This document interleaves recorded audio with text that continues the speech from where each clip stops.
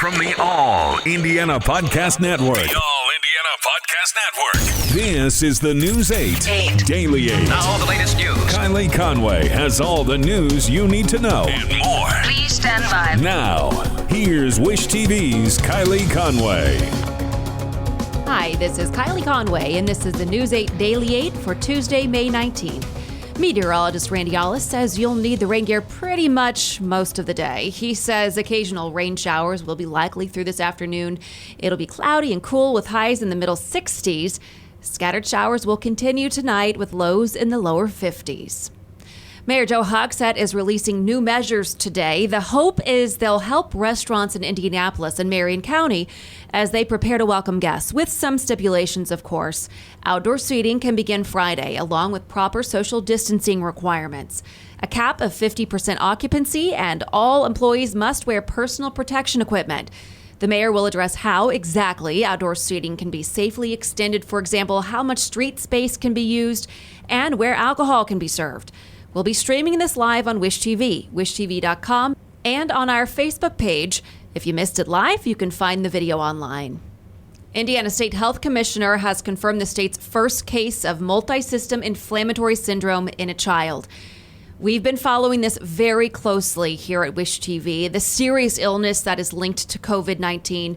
Dr. Chris Bach says she has directed doctors across the state to report any suspected cases so they can learn more about how it affects younger people. Right now, she just doesn't want parents to panic and does not know from where this first case came. The University of Notre Dame is sharing its plans to welcome back students in the fall. University officials say the fall semester will start August 10th, 2 weeks earlier than scheduled. The semester will end before Thanksgiving. The university says widespread testing, contact tracing, and mask requirements are all part of the plan. Purdue University also wants to have students back on campus. It shared its fall schedule this week with a plan to start classes August 24th. All in-person classes would be finished before Thanksgiving. The rest of the semester, including finals, would be done remotely. When asked about students returning to West Lafayette during the governor's press conference yesterday, State Health Commissioner Chris Bach expressed optimism about local health officials' efforts to contain the virus. She says she would also like to see Purdue University use its facilities to help increase testing. All City of Carmel employees will be tested for COVID-19 antibodies. The test can show if a person has previously had the virus.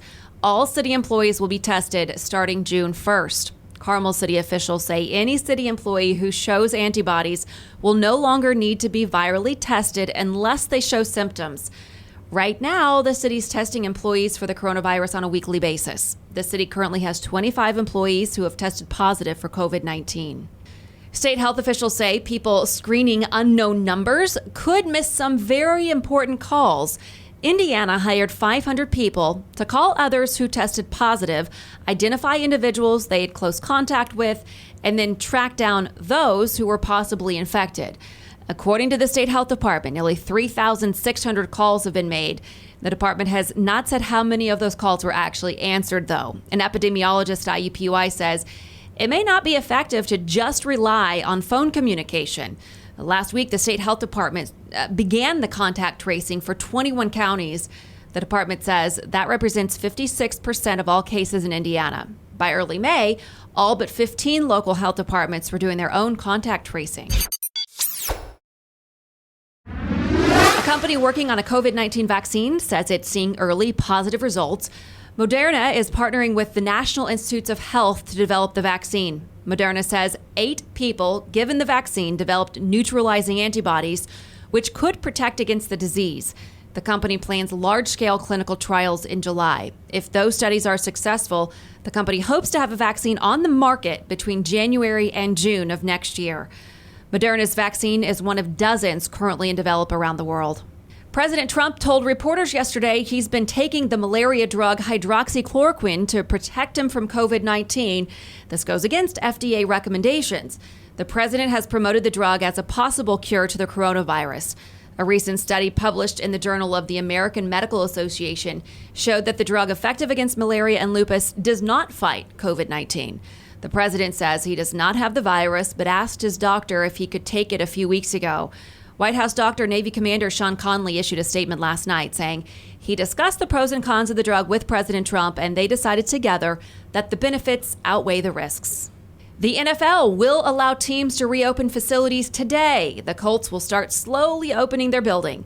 The teams must meet state and local guidelines before fully reopening, though. An NFL memo states only players coming back from an injury are allowed in the facility. No other players or coaches. Head coach Frank Reich says the sooner players can get into the building, the better it will be. The Speedway wants you to celebrate what would have been Indy 500 week virtually. The hashtag 500 at home campaign offers fun ranging from arts and crafts to Zoom backgrounds to a fundraiser auction. It officially launches with a community day tomorrow, but most of the elements are live right now on the IMS website. Friday, there's a virtual pit stop challenge and a porch party. Saturday features history happy hour. And Sunday, you'll be able to watch last year's race. We have all of the information about the planned activities right now at wishtv.com. All right, in case you missed it, our sports director, Anthony Calhoun, tracked down the Pacers superfan who rose to instant fame after showing up in the ESPN basketball documentary Last Dance. Her name is Kathy Harrison, and she's no stranger to TV. You've likely seen her on Ed Martin commercials running on Wish TV. She's a co-owner and a huge Pacers fan, as clearly proven in The Last Dance. In an interview with AC, Kathy told him that she and her husband were watching the series when she popped up, and her husband's immediate advice, you can run, but you can't hide. Kathy was shown berating Chicago Bulls players 22 years ago, Michael Jordan, Dennis Rodman included. Since the episode, she's gone viral for her passion, receiving messages from as far as New Zealand. Great episode. You should watch it. Watch AC's interview. You can find it online at wishtv.com. This has been your News 8 Daily 8. For Wish TV, I'm Kylie Conway. Online at wishtv.com and follow us on Facebook when you search Wish TV.